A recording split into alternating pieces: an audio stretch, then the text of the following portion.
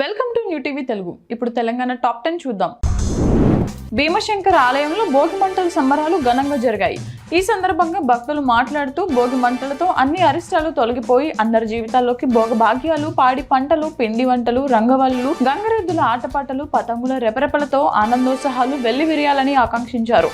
సంక్రాంతి పండుగలో మొదటి రోజైన భోగి పండుగ సందర్భంగా ఆలయ భక్తులు శుభాకాంక్షలు తెలిపారు.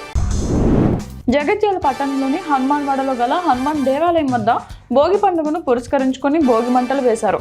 ఉదయమే దేవాలయ కమిటీ సభ్యులు, ప్రజలు కలిసి భోగి మంటలు వేస్తూ ప్రజలందరికీ శుభాకాంక్షలు తెలుపుతూ భగవంతుని ప్రార్థిస్తూ ఈ కార్యక్రమాన్ని నిర్వహించారు.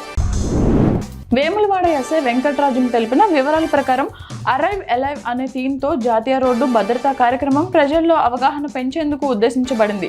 ప్రతి పౌరుడు రోడ్డు భద్రతను బాధ్యతగా తీసుకోవాలని, ప్రతి ప్రయాణం సురక్షితంగా ముగిసి ప్రతి వ్యక్తి క్షేమంగా ఇంటికి చేరాలనే సందేశాన్ని ఈ థీమ్ తెలియజేస్తుంది.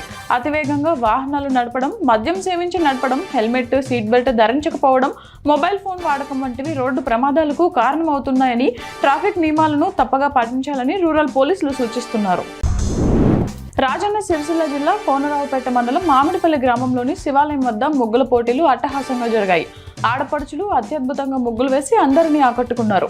ఈ పోటీల్లో పాల్గొన్న వారికి సర్పంచ్ పన్నాల లక్ష్మారెడ్డి, ఉప సర్పంచ్ కాసర్ల పవిత్ర, పాలకవర్గం సభ్యులు బహుమతులు అందజేశారు. ముగ్గుల పోటీల్లో పాల్గొని బహుమతులు గెలుచుకోవడం తమకు సంతోషాన్నిచ్చిందని మహిళలు తెలిపారు. భద్రాచల శ్రీరామయ్య సన్నిధిలో ధనుర్మాసం సందర్భంగా గోదాదేవి కళ్యాణ మహోత్సవం వైభవంగా జరిగింది. గోదాదేవి శ్రీరాముడి విగ్రహాలను పూలతో, పట్టు వస్త్రాలతో అలంకరించి తెల్లవారుజామున ప్రత్యేక పూజలు నిర్వహించారు. అనంతరం ప్రత్యేక మండపంలో వేద మంత్రోచ్చారణలతో కళ్యాణ వైభవాన్ని అంగరంగ వైభవంగా జరిపారు. ఆదిలాబాద్ పట్టణంలోని మార్వాడి ధర్మశాల శ్రీ వెంకటేశ్వర స్వామి ఆలయంలో గోదా రంగనాథ స్వామి కళ్యాణ మహోత్సవాన్ని వైభవంగా నిర్వహించారు. వేద పండితుల మంత్రోచ్చారణల నడుమ జరిగిన ఈ ఆధ్యాత్మిక వేడుకకు భక్తులు పెద్ద సంఖ్యలో హాజరయ్యారు. కళ్యాణ ఘట్టం కన్నుల పండుగగా సాగడంతో ఆలయ ప్రాంగణం ఆధ్యాత్మిక శోభతో సందడిగా మారింది. అలంపూర్ మున్సిపల్ పరిధి 3వ వార్డులోని సాలె వీధిలో పిచ్చి మొక్కలు, కంప చెట్లు పెరిగి స్థానికులకు ఇబ్బంది కలిగించాయి. ఈ సమస్యను కాంగ్రెస్ పార్టీ అలంపూర్ పట్టణ అధ్యక్షుడు ఆసిఫ్ ఖాన్ దృష్టికి తీసుకెళ్లగా ఆయన వెంటనే స్పందించి జేసీబీ ద్వారా మొక్కలను తొలగించి సమస్యను పరిష్కరించారు. దీంతో స్థానికులు, మున్సిపల్ ప్రజలు ఆసిఫ్ ఖాన్ కు కృతజ్ఞతలు తెలిపారు. ఎటువంటి సమస్యలు ఉన్నా తన దృష్టికి తీసుకురావాలని, పరిష్కరించడానికి కృషి చేస్తానని ఆసిఫ్ ఖాన్ హామీ ఇచ్చారు.